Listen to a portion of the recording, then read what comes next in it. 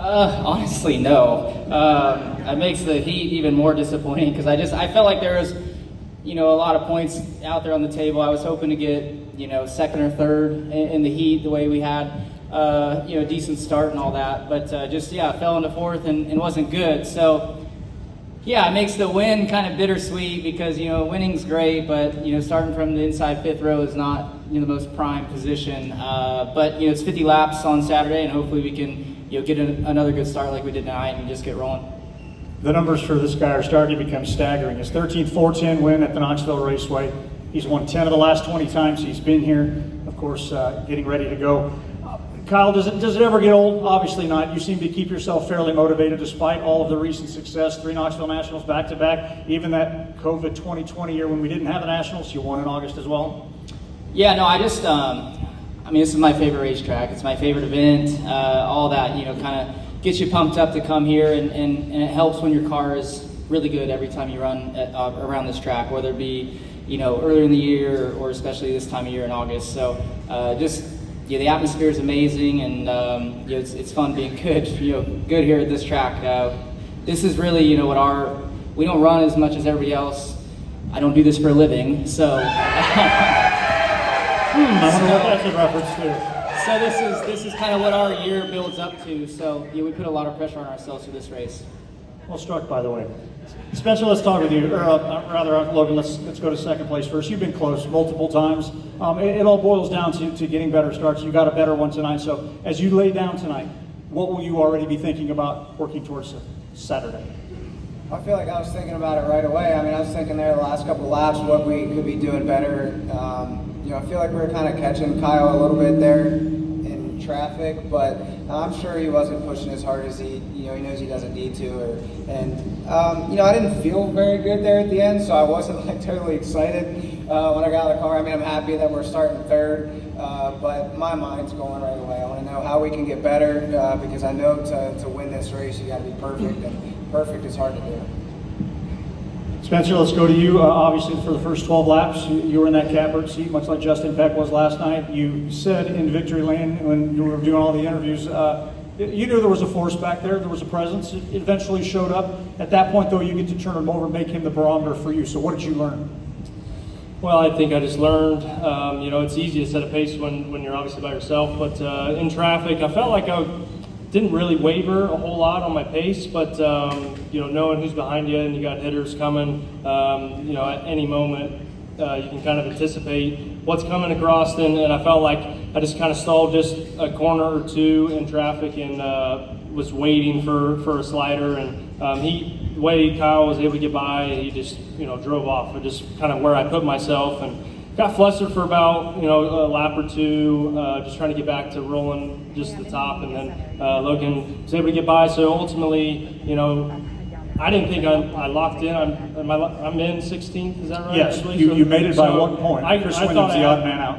I thought I had to win in order to be locked in, so I jumped out kind of disappointed, thinking about all the mistakes I made. And it's good to know we're locked in, but ultimately to go forward on Saturday and put together a good finish. There's a lot I need to work on, but the American Rebel Beer 14 car was really, really good. I need to keep up with it a little bit better. So a little bit for me to work on for Saturday, but I'm just happy to be in.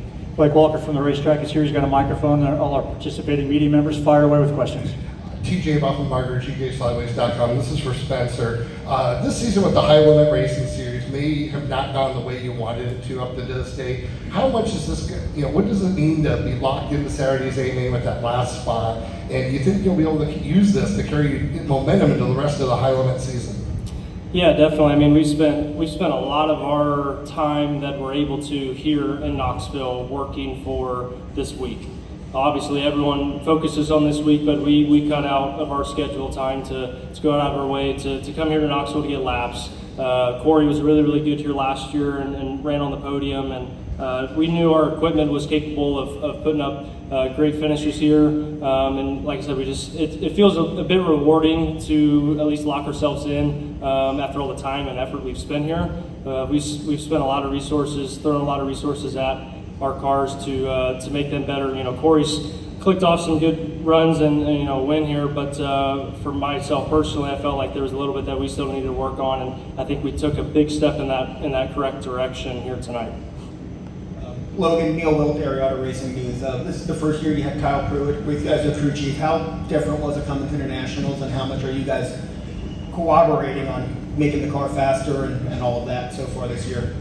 I think Kyle and the whole team are doing a fantastic job. Kyle's never been.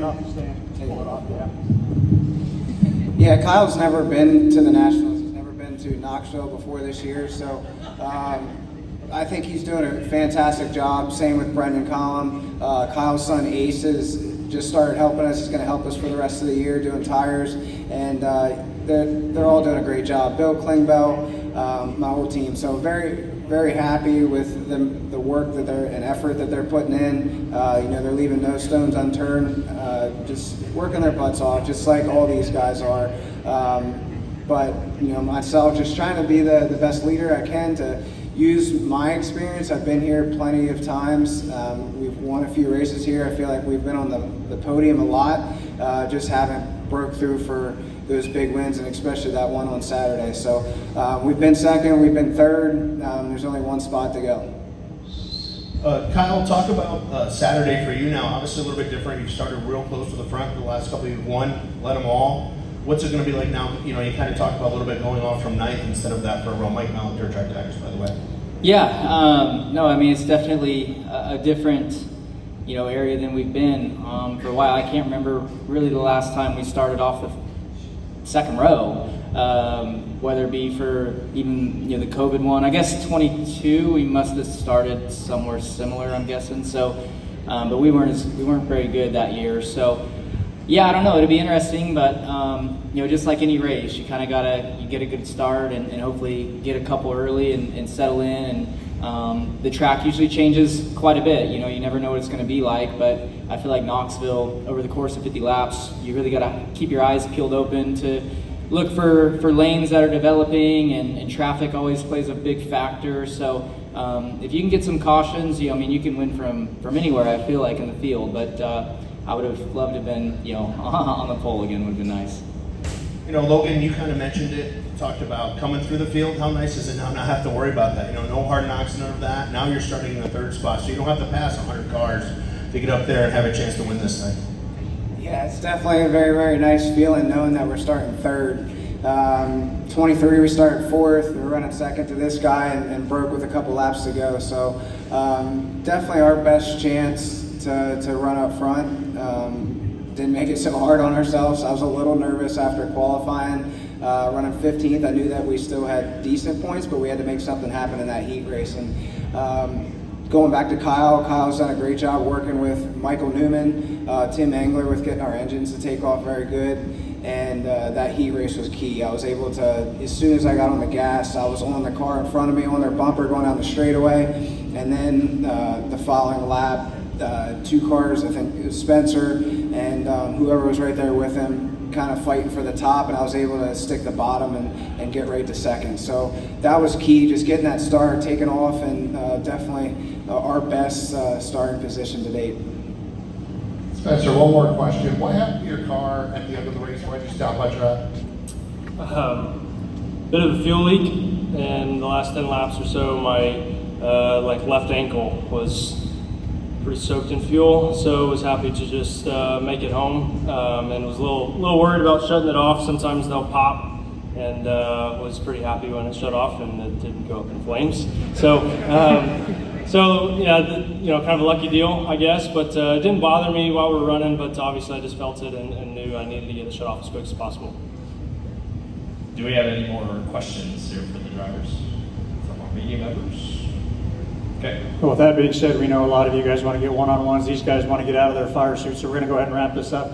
Fans, thank you so much for attending. I love seeing this pavilion.